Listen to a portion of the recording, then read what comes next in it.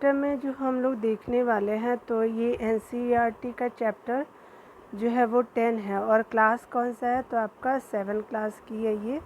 ठीक है, तो आप इसमें देखेंगे क्या कि विद्युत धारा और उसके प्रभाव की जितने भी पॉइंट है उसको देखेंगे। तो चलिए इसको शुरू करते हैं। मैंने ऑलरेडी जो है 1 से 9 तक का प्लेलिस्ट बना दिया है साइंस जो है 7 क्लास की, तो आप नहीं देखे होंगे तो उसको जा कर के आप देख लीजिएगा। ठीक है, चलिए यहाँ पे शुरू करते हैं। जो बोला जा रहा है तो बोला जा रहा है यहाँ पे क्या कि आपका हाथ स्थिर है, ये बोला जा रहा है को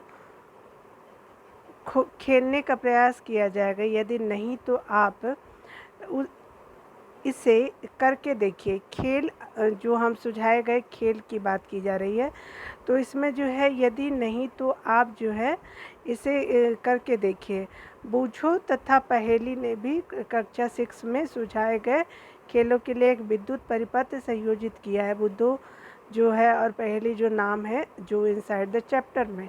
ठीक है, इन्होंने क्या किया कि अपने परिवारों और मित्रों के साथ परीक्षण करके काफ़ी मनोरंजन किया।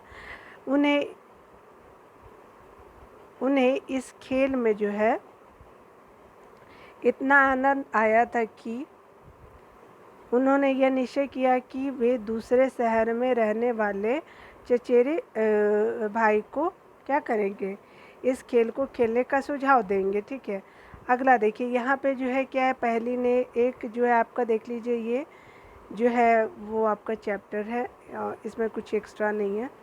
यहाँ पे देखिए इस तरह से जो है वो देखिए क्या है, यहाँ पे जो है 2 कील लगा दिया गया है। ठीक है, और एक चाबी है, और क्या किया गया है कि यहाँ पे जो है एक बल्ब है और बैटरी दूसरे सिरे से लगा दिया गया, और पिन में क्या है कि फंसा दिया गया। तो इस तरह से वो मतलब प्रैक्टिकल कर रहा है। आपका हाथ कितना स्थिर है कि परीक्षण की व्यवस्था की गई है। ठीक है, देखिए यहाँ जो बात किया जा रहा है तो कह रहा है कि क्या आप यह परिपथ आसानी से खींच सकते हैं। इससे बूझो ने यह जानना चाहा कि क्या इस विद्युत अवयवों को निरूपित करने का कोई आसान उपाय है, तो क्या मतलब इससे भी कोई आसान से कर सकते हैं। तो चलिए देख लेते हैं। देखिए यहाँ जो है कि विद्युत अवयव के प्रतीक की बात की जा रही है। तो देखिए यहाँ पे जो कहा जा रहा है तो कह रहा है कि कुछ सामान्य विद्युत अवयव को प्रतीकों द्वारा निरूपित किया जा सकता है। ठीक है, कैसे, तो 10.1 में देखने की बात की जा रही है। तो ये हमारा पिक्चर नंबर कितना है, तो 10.1 है, जो इस तरह से आप कर सकते हैं। चलिए हम लोग देख लेते हैं कैसे करना है इसको। देखिए यहाँ पे जो दिया गया है तो कह रहे हैं क्या कि आपको विभिन्न पुस्तकों में इन अवयवों के विभिन्न प्रतीक देखने को मिल सकते हैं, तथापि इस पुस्तक में हम यहाँ पर दर्शाए गए प्रतीकों का भी उपयोग करेंगे की बात की जा रही है। ठीक है, इन प्रतीकों को आप जो है ध्यानपूर्वक देखिए बात की जा रही है। और प्रतीक विद्युत सेल के प्रतीक पर ध्यान दीजिए। इसमें एक लंबी जो है रेखा तथा दूसरी जो है छोटी परंतु मोटी समानांतर रेखा है। ठीक है, क्या आपको यह याद है कि विद्युत सेल में एक धन टर्मिनल और एक ऋण टर्मिनल होते हैं, यानी प्लस वाली पॉइंट और आपकी निगेटिव वाली टर्मिनल जो होती है। ठीक है, विद्युत सेल के प्रतीक में लंबी रेखा धन टर्मिनल को, और लंबी वाली क्या है जो धन टर्मिनल या प्लस जो चार्ज है, और छोटी और मोटी रेखा को क्या कहते हैं, ऋण यानी निगेटिव टर्मिनल को निरूपित करते हैं। ठीक है, चलिए देखते हैं। यहाँ पे बोल रहा है कि स्विच के ऑन के लिए ऑन स्थिति अथवा ऑफ स्थिति चित्र में दर्शाए गए प्रतीकों के अनुसार निरूपित की जाती है। ठीक है, परिपथ के जो विविध अवयवों को संयोजित करने में उपयोग होने वाले संयोजक तार रेखाओं द्वारा निरूपित किए जा सकते हैं। ठीक है, चलिए देखते हैं। यहाँ पे जो बात किया जा रहा है 10.1 में जो बोला जा रहा है, एक बैटरी तथा उसके प्रतीक भी दर्शाया गया है। क्या आप जानते हैं कि बैटरी क्या होती है? बैटरी के प्रतीक को ध्यान में रखिए बात की जा रही है। क्या अब आप बता सकते हैं कि बैटरी क्या हो सकती है? कुछ क्रियाकलापों के लिए हमें एक से अधिक सेलों की आवश्यकता हो सकती है। ठीक है, यहाँ पे देखिए, यहाँ पे जो बताया गया तो कह रहा है क्या कि यहाँ पे 10.2 में बोल रहा है कि 2 या अधिक सेलों को एक साथ उपयोग करते हैं।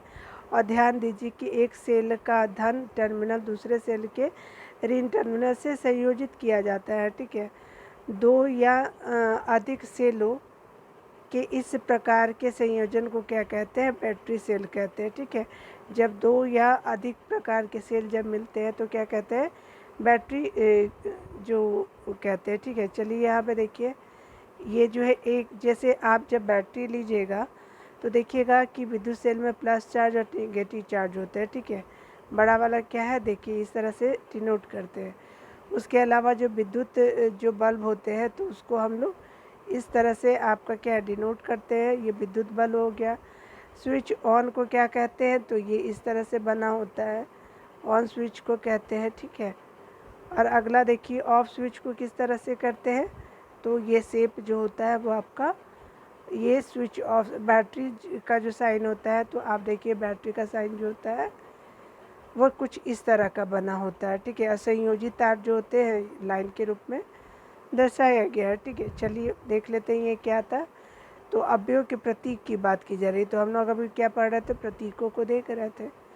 चलिए यहाँ पे देखते हैं, यहाँ पे क्या है कि आपका जो टॉर्च, ट्रांजिस्टर, रेडियो, खिलौने, टीवी, रिमोट कंट्रोल जैसे कई युक्तियों में बैटरी उपयोग की जाती है, तथापि इनमें से कुछ युक्तियों में विद्युत सेलों को सदैव ही चित्र 10.2 में दर्शाए अनुसार एक से अधिक एक के बाद दूसरे को नहीं रखा जा सकता है। कभी कभी सेलों को एक के साथ दूसरे में सटाकर रखा जा सकता है। ठीक है, तब फिर सेलों के टर्मिनलों को किस प्रकार संयोजित करते हैं? ठीक है, किसी भी युक्ति के बैटरी वाले खाने को ध्यान से देखने की बात की जा रही है। देखते हैं क्या है। तो इसमें जो है एक मोटा तार अथवा धातु की पत्ती होती है। ठीक है, जो एक सेल के धन टर्मिनल और दूसरे सेल के ऋण टर्मिनल से जोड़ते हैं। आप देखा है कि प्लस चार्ज भी होते हैं और माइनस चार्ज, आपने देखा ना इस तरह से। ठीक है, तो इस तरह से जो आपका बना होता है, ये आपका प्लस हो गया।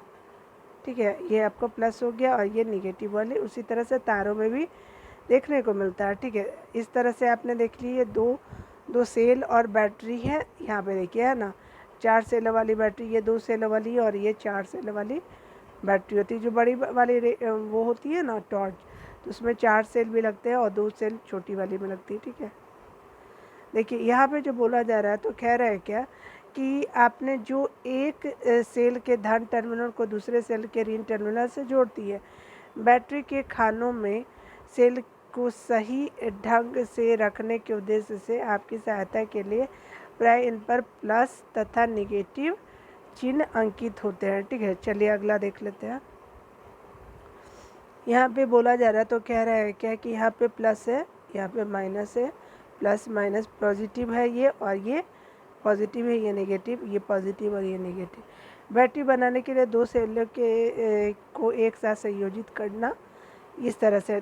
ठीक है, देखते हैं यहाँ पे क्या बोला जा रहा है। लोहे की 2 पत्तियाँ और रबड़ के छल्लों का उपयोग करके एक सेल होल्डर बना सकते हैं। किसका? तो आपने लकड़ी के एक गुटके और लोहे की 2 पत्तियाँ और रबड़ के छल्लों के उपयोग से हम सेल होल्डर बना सकते हैं। ये आवश्यक है कि रबड़ के छल्ले धातु की पत्तियों को कसकर जकड़े रखे। ठीक है, चलिए अगला देखते हैं।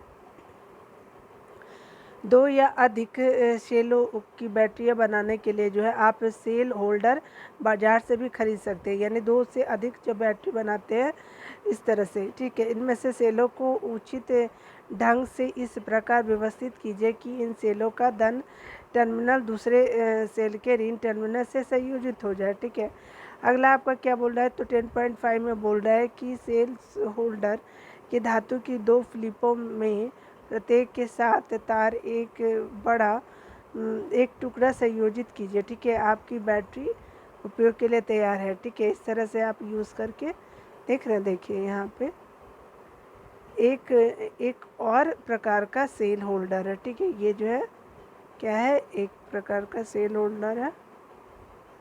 चलिए, किसी बैटरी को निरूपित करने के लिए उपयोग किए जाने वाला प्रतीक की बात की जा रही है। आइए हम सारणी 10.1 में दर्शाए गए प्रतीकों का उपयोग करके इसके विद्युत परिपथ का परिपथ आरेख खींचे। ठीक है, अगला देखते हैं।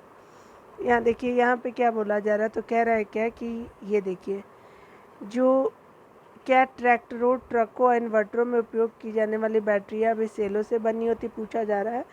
और तब फिर इन्हें बैटरी क्यों कहते हैं? क्या आप इस प्रश्न का उत्तर दे सकते हैं? इनकी सहायता से कर सकते हैं। ठीक है, देखिए आपका ये जो है ट्रक की बैटरी का कार्ड चित्र है, यानी ट्रक में जो बैटरी लगी रहती है ना, इस तरह से होती है। पहले जब छोटे छोटे होते थे, बहुत पहले सालों की बात बता रही हूँ मैं, तो आप देखते होंगे कि गुपचुप वाला जो है वो अभी भी जहाँ पे लाइट का व्यवस्था नहीं होता तो बैटरी का यूज़ करते हैं ना, जो हम लोग गुपचुप खाते हैं वहाँ की बात कर रही हो। ठीक है, तो 2 तारों को लगा करके वो जनरेट कर देते हैं इलेक्ट्रिसिटी को और अपने लाइट वगैरह को यूज़ कर पाते हैं। ठीक है, तो वहाँ पे भी आप देख सकते हैं। ठीक है, देखिए विद्युत यहाँ पे बोल रहा है कि आपने कक्षा 6 में इस प्रकार के परिपथ का उपयोग करके एक बल्ब को दीप्त करने के लिए किया था। ठीक है, क्या आपको याद है कि बल्ब केवल तभी दीप्त होता है जब स्विच ऑन की स्थिति में हो, यानी तभी जलेगा जब ऑन होता है। जैसे ही स्विच ऑन की स्थिति में पहुंचता है वैसे ही बल्ब दीप्त हो जाता है, यानी लाइट जलने लगता है, ये बोल रहा है। ठीक है, देखिए यही है ना, इसी तरह का आपका बनावट करने की बात की जा रही है। ठीक है, यहाँ पे देखिए, यहाँ पे क्या है, तो कह रहा है कि इस विद्युत परिपथ की प्रतिलिपि अपनी नोटबुक में बनाइए, बात किया जा रहा है। और विविध विद्युत अवयव के प्रतीकों का उपयोग करके इस विद्युत परिपथ का परिपथ आरेख खींचने की बात की जा रही है। ठीक है, देखिए यहाँ पे जो है दर्शाया गया विद्युत परिपथ का परिपथ आरेख है। ठीक है, चलिए, प्रतीकों का उपयोग करके विद्युत परिपथ आरेख खींचना काफ़ी आसान होता है। ठीक है, इसलिए सामान्यतः हम विद्युत परिपथों को परिपथ आरेखों से निरूपित करते हैं। ठीक है, चित्र 10.9 द्वारा एक अन्य विद्युत परिपथ आरेख दर्शाया गया है और 10.8 में दर्शाया गया परिपथ जैसा ही है वैसे ही परिपथ का से अंतर बताया गया है। ठीक है, दोनों परिपथ में आपको बताना है कि किस तरह का अंतर है। चलिए, यहाँ पे पिक्चर देख लीजिए, आपका एक अन्य परिपथ बनाया गया है। ठीक है, अगला देखते हैं। आपको बोला जा रहा है, तो कह रहा है कि आपका जो है वो विद्युत परिपथ में बल्ब दीप्त होगा। याद रखिए कि बल्ब केवल तभी दीप्त होगा जब स्विच ऑन की स्थिति में हो और परिपथ बंद हो, तभी ऑन, मतलब जो है वो स्विच ऑन की स्थिति में ही क्या होगा, बल्ब जलेगी। बल्ब में एक पतला तार होता है, बल्ब में क्या होता है, एक पतला तार होता है, देखते हैं, जिसे तंतु अथवा फिलामेंट कहते हैं। ठीक है, जो टंगस्टन का बना रहता है। ठीक है, यह तभी दीप्त होता है जब इससे विद्युत प्रवाहित होता है और बल्ब का तंतु टूट जाता है तो ये फ्यूज हो जाता है। ठीक है, देखते हैं ना कभी कभी इसी तरह से, बहुत पतला होता है, महीन होता है।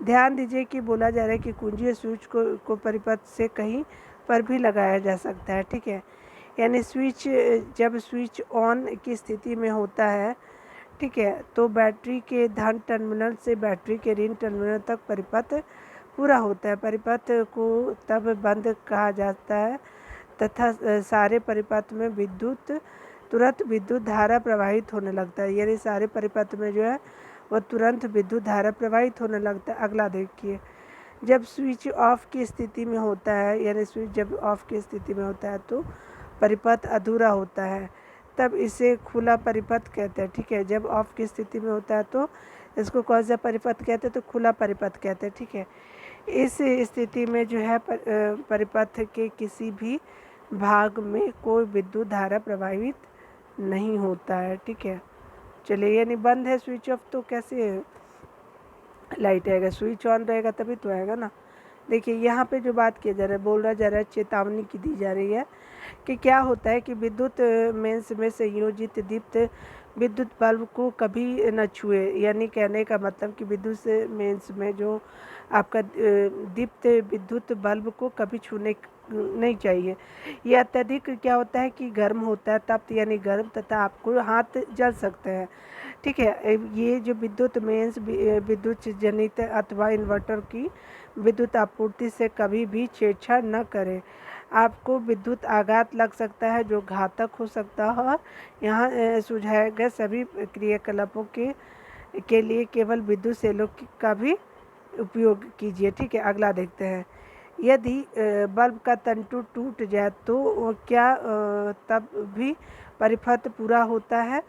तो क्या अब भी बल्ब जो है जलेगा टूट जाने पे? तो ध्यान दीजिए कि दीप्त बल्ब गर्म हो जाता है। क्या आप जानते हैं ऐसा क्यों होता है? यानी जब गर्म होता है तो क्यों होता है, वो रीजन पूछ रहा है। ठीक है, विद्युत धारा का तापीय प्रभाव की बात बोली जा रही है। चलिए यहाँ पे देखिए, एक विद्युत सेल, एक टॉर्च बल्ब और एक स्विच तथा संयोजक तार लेने की बात की जा रही है।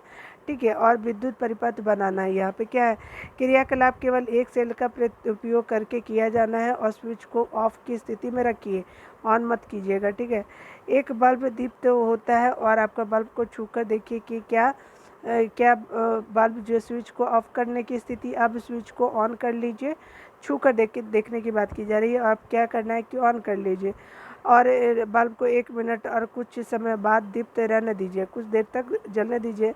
बल्ब को छूकर देखिए कि क्या आपको अंतर अनुभव होता है, यानी जो पहले था और बाद में जो था। ठीक है, तो जलने के बाद तो जरूर है कि गर्म रहेगा।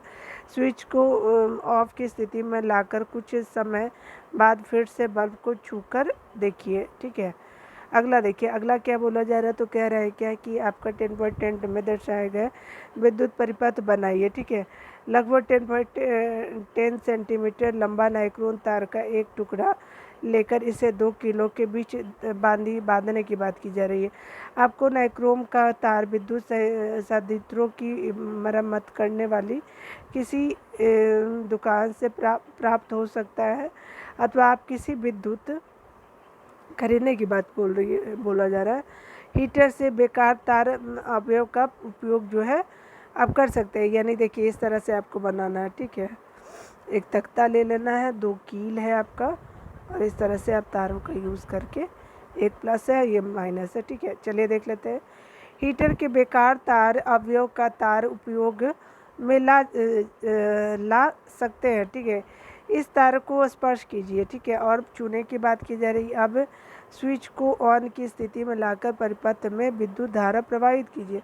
कुछ सेकंड के बाद जो है तार को स्पर्श कीजिए, इसे अधिक समय तक पकड़े मत रखिए। ठीक है, परिपथ में जो है वो विद्युत धारा बंद कीजिए। कुछ मिनटों के बाद तार को पुनः स्पर्श कीजिए। ठीक है, सावधानी की बात की जा रही है, तो बोल रहा है कि स्विच को ऑन की स्थिति में अधिक समय तक न रखें, यानी ज़्यादा समय तक ऑन मत रखिए। ऐसा करने से सेल अतिशीघ्र दुर्बल हो जाता है। ठीक है, तो क्या हो जाता है कि बैटरी जो है वो जल्दी ख़त्म हो जाती है। देखिए यहाँ पे जो है इम्पोर्टेंट पॉइंट दिया हुआ, तो कह रहा है क्या कि जब किसी तार से कोई विद्युत धारा प्रभावित होती है तो वह तप्त हो जाता है, और इस विद्युत धारा का तापीय प्रभाव कहते हैं। क्या आप ऐसे किसी विद्युत साधित्र का नाम बता सकते हैं जिसमें विद्युत धारा के तापीय प्रभाव का उपयोग होता है? इसे साधित्यों की एक सूची बनाने की बात की जा रही है। ठीक है, चलिए, आपने कमरे को गर्म करने अथवा खाना पकाने का उपयोग होने वाले विद्युत तापक देखे होंगे, जो हीटर होता है। ठीक है, इन सभी में तारों की एक कुंडली होती है और तार की इस कुंडली को विद्युत ताप अवयव कहते हैं, केवल अवयव या एलिमेंट कहते हैं। आपने यह ध्यान दिया होगा कि जब इन साधित्रों को विद्युत मेंस से संयोजित करके स्विच को ऑन की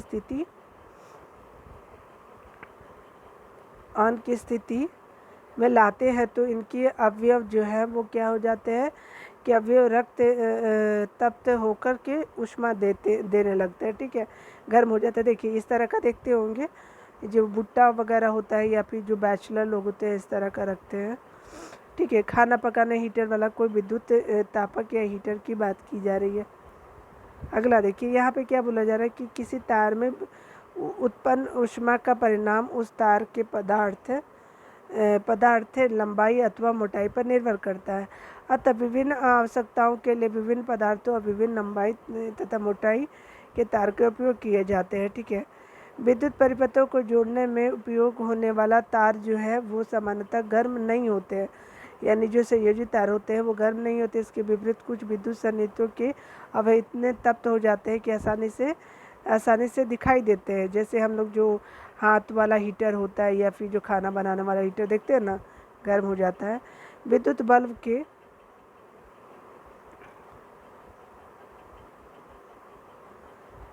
विद्युत बल के तंतु इतने तप्त ऊंचे ताप तक तप्त हो जाते हैं कि इस की दीप्त होकर प्रकाश देना आरंभ कर देते हैं। ठीक है, चलिए अगला देखते हैं क्या बोला जा रहा है इसमें। तो कह रहे हैं क्या कि देखिए यहाँ पे जो बोला जा रहा है, यदि किसी तार से बड़े परिमाण की विद्युत धारा प्रभावित होती है तो तार इतना तप्त हो जाता है कि वह पिघलकर टूट जाता है। मतलब ज़्यादा जब उसको विद्युत धारा दे दिया जाता है और तार जो है कमज़ोर है, परंतु क्या यह संभव है कि कोई तार पिघलकर टूट जाए? आइए इसका परीक्षण करने की बात की जा रही। तो देख लीजिए इसमें परीक्षण किया गया है, आप देख सकते हैं, इसको पढ़ लीजिए। ठीक है ना, चलिए अगला देखते हैं यहाँ पे जो कुछ दिया हुआ है। देखिए यहाँ पे जो बोला जा रहा है, तो कह रहा है क्या कि प्रकाश उत्पन्न करने के लिए जो है वो ताप दीप्त बल्बों का प्राय उपयोग किया जाता है, लेकिन यह ऊष्मा भी देता है। इसका अर्थ यह है कि प्रयुक्त ताप का एक भाग ऊष्मा उत्पन्न करने में व्यय होता है। यह वांछनीय नहीं है क्योंकि इसमें विद्युत की क्षति होती है। प्रतिदीप्त नलिकाएं, फ्लोरेसेंट ट्यूबलाइट तथा सहत प्रतिदीप्त जो लैंप होता है यानी CFL जो होते हैं, और इनमें बेहतर दक्ष प्रकाश देता है। आजकल प्रकाश उत्सर्जक डायोड जो होते हैं, LED जो होते हैं, बल्बों का उपयोग बढ़ रहा है। एक निश्चित तीव्रता का प्रकाश उत्पन्न करने के लिए ताप दीप्त बल्बों, प्रतिदीप्त नलिकाओं और सन्नहत प्रतिदीप्त लैंपों की तुलना में LED जो है वो बल्ब विद्युत का कम उपयोग करते हैं। इस प्रकार LED बल्ब बहुत ही विद्युत दक्ष है और इसलिए उन्हें प्राथमिकता दी जा रही है। ठीक है, ये देखिए यहाँ पे देख रहे हैं विद्युत बल्ब, ट्यूबलाइट और CFL और LED है ना। ये जो बल्ब है CFL, LED हो गया, ये क्या हो गया, मरकरी जिसको बोलते हैं, ट्यूबलाइट। ठीक है, चलिए अगला देखते हैं। कुछ विद्युत साधन जो होते हैं तथा गैजेट को प्रयोग करने की सलाह दी जाती है जो विद्युत दक्ष हो, और भारतीय मानक ब्यूरो नई दिल्ली उत्पादों को मानक चिन्ह प्रदान करता है जिसे मार्क कहते हैं, जो कि उत्पादों पर दिए गए विनिर्देशों की अनुरूपता का आश्वासन देता है। ठीक है, आपका क्या बोल रहा है कि प्रदीप्त नलिकाओं तथा CFL में पारे का वाष्प होता है। तो किसमें? CFL और प्रदीप्त नलिका में। ठीक है, जो एक विषैली होती है। कौन सा? तो पारा विषैला है। अतः खराब प्रदीप्त नलिका और CFL का निपटारा सावधानी पूर्वक वो किया जाना चाहिए। ठीक है, इन्वायरमेंट के लिए बहुत खतरनाक होता है। ठीक है, पारा। देखिए ये जो विद्युत संयंत्रों का में उपयोग होने वाला फ्यूज है। ठीक है, यहाँ से लगा रहता है, यहाँ ये दोनों लगा रहता है। ठीक है, और यहाँ से जब हटा देंगे तो लाइट कट जाएगी, लगा देंगे तो लाइट आ जाएगी। ठीक है, देखिए यहाँ पे बोला जा रहा है, तो कह रहा है क्या, दुकानों का उपयोग होता है यदि कमरे में विद्युत पंखा चल रहा। ऊपर है क्या कुछ ऊपर? तो अच्छा, ये वाला तो 10.4 ही था। देखिए यहाँ पे बोला जा रहा है, यहाँ पे देखिए, यदि कमरे में विद्युत पंखा चल रहा हो तो उसे स्विच ऑफ कर दीजिए। कुछ समय के बाद जो है वो क्या होता है कि परिपथ में विद्युत धारा प्रभावित करने की बात की जा रही है। इस्पात उड़ने के तार और नली का ध्यान से परीक्षण करने की बात की जा रही है। ठीक है, और ये तो वही प्रैक्टिकल वाला है, उसको आप पढ़ लीजिएगा बाद में। देखिए यहाँ पे जो बोला जा रहा है, कुछ विशेष पदार्थों के बने तारों से अधिक विद्युत प्रवाह जो होता है, क्या होता है कि प्रभावित होती है। ठीक है, कुछ विशेष पदार्थों के बने तारों से जब अधिक विद्युत धारा प्रभावित होती है तब वे शीघ्र ही पिघलकर टूट जाते हैं। इन तारों का उपयोग विद्युत फ्यूज बनाने में किया जाता है। ठीक है, सभी वाहनों में प्रत्येक विद्युत परिपथ में फ्यूज लगाए जाते हैं। प्रत्येक विद्युत परिपथ में से प्रभावित की जाने वाली विद्युत धारा की कोई अधिकतम सीमा होती है। ठीक है, यानी ज़्यादा कितना तक वो चलेगा। ठीक है, इसे जिसे उसमें सुरक्षा पूर्वक प्रभावित किया जा सकता है। यदि किसी दुर्घटनावश विद्युत धारा का मान इस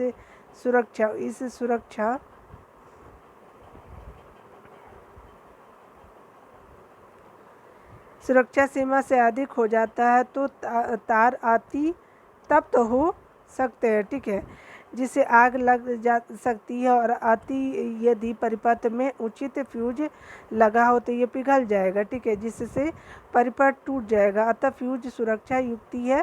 फ्यूज क्या है? एक सुरक्षा युक्ति है जो विद्युत परिपथ की क्षति और संभावित आग के प्रति सुरक्षा प्रदान करता है, ठीक है। विभिन्न प्रकार के कार्यों के लिए विभिन्न प्रकार के फ्यूज उपयोग किए जाते हैं, ठीक है। आपका देखिए हमारे घरों में उपयोग होने वाले फ्यूज दर्शाए गए हैं, ठीक है। चलिए आगे देख लेते हैं।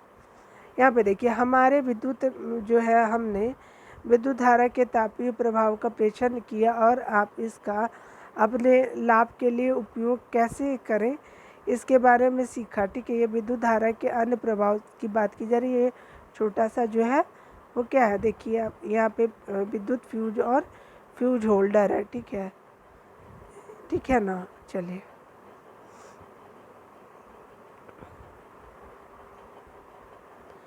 देखिए यहाँ पे कुछ दिया हुआ है, शायद ऊपर भी कुछ दिया हुआ था, उसको हमने पढ़ा नहीं था।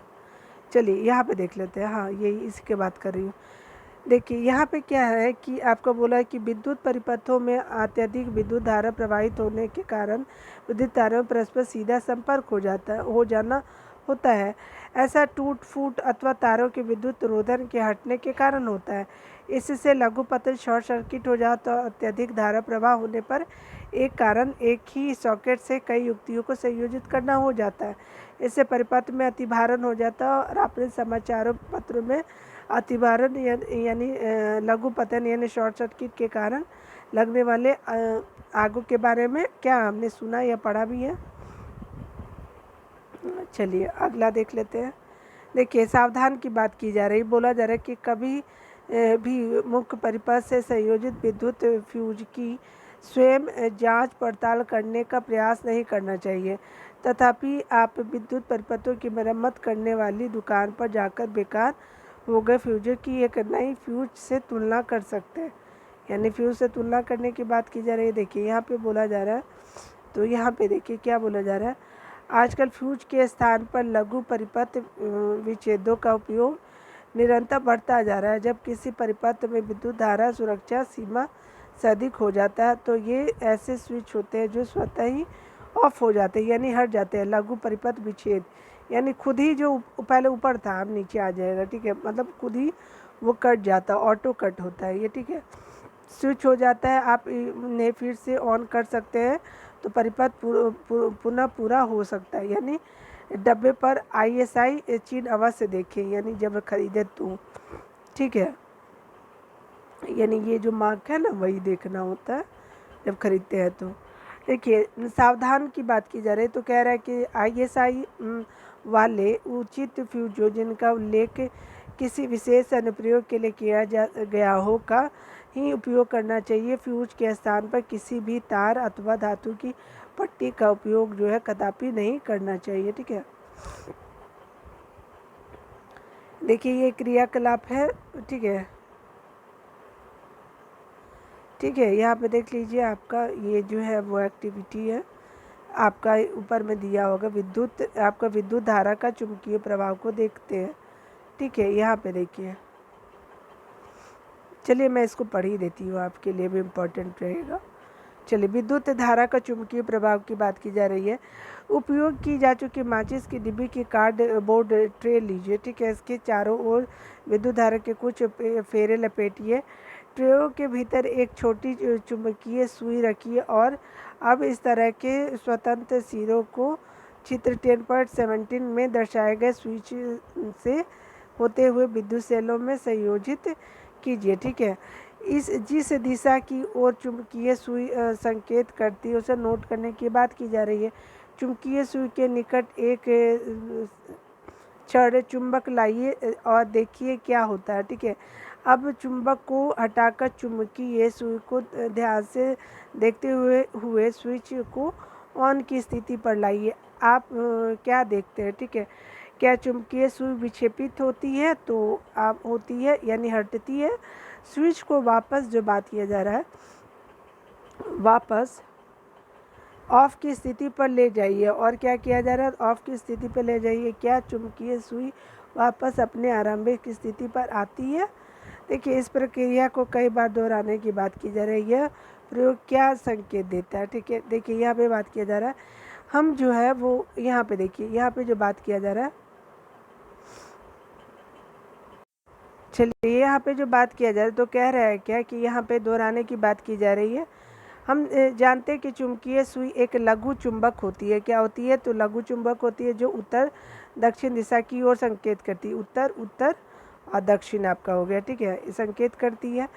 और जब हम कोई चुंबक इसके निकट लाते हैं तो क्या होता है कि तो सुई विक्षेपित हो जाती है। हमने यह भी देखा है कि जब चुंबकीय सुई के निकट रखे तार में विद्युत धारा प्रवाहित होती है तब भी सुई विक्षेपित होती है।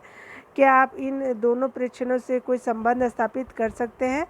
ठीक है, क्या इस तार में विद्युत धारा प्रवाहित करने पर वह तार चुंबक की भांति व्यवहार करता है?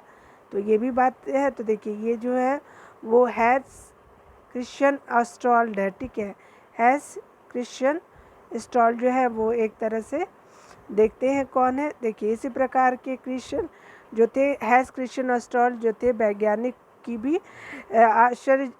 आश्चर्यजनक चकित किया।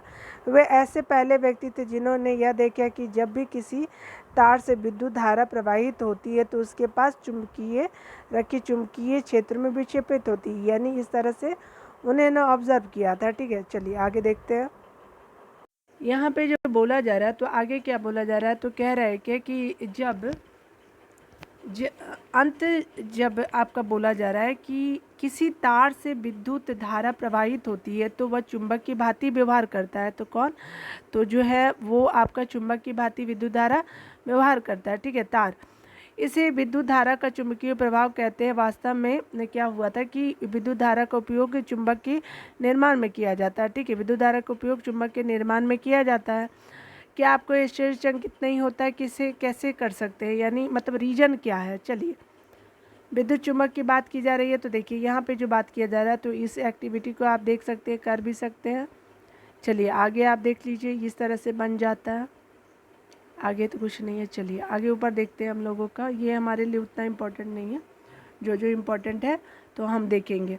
याद रखिए कि क्रियाकलाप में एक बार में कुछ सेकंड से अधिक समय समय तक विद्युत धारा प्रवाहित नहीं करनी है, ठीक है। यह परिपथ को संयोजित छोड़ दे तो सेल शीघ्र ही दुर्बल हो जाता है, ठीक है, बाद में वो कमज़ोर पड़ जाता है, ठीक है। आगे देखते हैं यहाँ पे क्या बोला जा रहा है। तो उपयुक्त क्रियाकलापों से जो हम लोग विद्युत धारा का जो देखा कि कुंडली चुंबक की भांति व्यवहार करती है, ठीक है।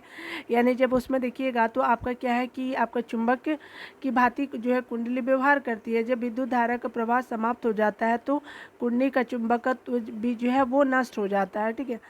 इस प्रकार की कुंडली को क्या कहते हैं? तो आपका विद्युत चुंबक कहते हैं, ठीक है। आप उसको पढ़ सकते हैं पॉज करके। विद्युत चुंबकों को अति प्रबल बनाया जा सकता है। ये अत्यंत भारी बोझ उठा सकते हैं। क्या आपको कक्षा 6 के जो हम लोग पढ़े थे चैप्टर 10 में, उसमें दिखाया गया कि क्रेन के चित्र की याद है? इस प्रकार के क्रेनों के एक सिरे पर जो है वो प्राय एक प्रबल विद्युत जो होते हैं क्या होते हैं, चालक लगा दे होता है, ठीक है। और विद्युत चालकों का उपयोग जो है कबाड़ से चुंबकीय पदार्थों को अलग करने के लिए किया जाता है। यानी जितने भी चुंबकीय है वो क्या है, वो फंस जाएंगे और अलग कर लिया जाएंगे। डॉक्टर दुर्घटनावश जो है आँख में गिरे चुंबकीय पदार्थों के छोटे टुकड़े को बाहर निकालने में उन्हें विद्युत चुंबकों का उपयोग करते हैं, ठीक है। और बहुत से खिलौनों के भीतर भी विद्युत चुंबक लगे होते हैं। आप देखिए बच्चों लोगों का जो खिलौना होता है उसमें भी लगा होता है, ठीक है। चलिए विद्युत घंटी की बात की जा रही है तो यहाँ पे क्या बोला जा रहा है, तो कह रहा है कि यदि हम सभी विद्युत घंटी से भली भांति परिचित है, ठीक है, बिल्कुल सही है। इसमें एक विद्युत चुंबक होता है और आइए देखते हैं कि विद्युत घंटी कैसे कार्य करती है, ठीक है। देखते हैं यहाँ पे जो है 10.20 में बोला जा रहा है कि एक जो है दर्शाया गया है, जो हम लोग नीचे देखेंगे। इसमें क्या है कि लोहे के टुकड़े पर तांबे के तार की कुंडली लिपटी होती है, ठीक है। विद्युत चुंबक के निकट लोहे की एक पत्ती लगी होती है और जिससे कि एक सिरे से हथौड़ा जुड़ा होता है, ठीक है। अगला क्या है कि लोहे की पत्ती के समीप एक संपर्क पेच होता है, ठीक है। जब लोहे की पत्ती इस पेच के संपर्क में आती है तो विद्युत परिपथ पूरा हो जाता है और तथा कुंडली से विद्युत धारा प्रवाहित होती है, ठीक है, जिससे क्या होता है कि वह विद्युत चुंबक बन जाती है। तब यह लोहे की पत्ती को अपनी ओर खींचती है और क्या देखते हैं कि आपका जो है इस प्रक्रिया में पत्ती के सिरे से जुड़ा हथौड़ा घंटी से टकराता है और ध्वनि उत्पन्न करता है। देख लेते हैं अभी। परंतु जब विद्युत चुंबकीय जो होते हैं तो चुंबक जो होता है लोहे की पत्ती को क्या करता है, अपनी ओर खींचता है, तो यह परिपथ को भी तोड़ देता है। इससे कुंडली से विद्युत धारा का प्रवाह समाप्त हो जाता है और क्या कुंडली अब भी विद्युत चुंबक बनी रहती है। देखिए, जब कुंडली विद्युत चुंबक होती है तो क्या है कि जब कुंडली विद्युत चुंबक नहीं होती तब यह लोहे की पत्ती को भी अपनी ओर नहीं खींचती है। लोहे की पत्ती अपने मूल स्थिति में आकर पुनः संपर्क पेज से स्पर्श करती है और क्या है कि इससे परिपथ फिर से पूरा हो जाता है। और क्या होता है कि ये जो मतलब परिपथ है वो पूरा हो जाता है। कुंडली से पुनः विद्युत धारा प्रवाहित होती है तथा हथौड़ा पुनः घंटी से टकरा जाता है।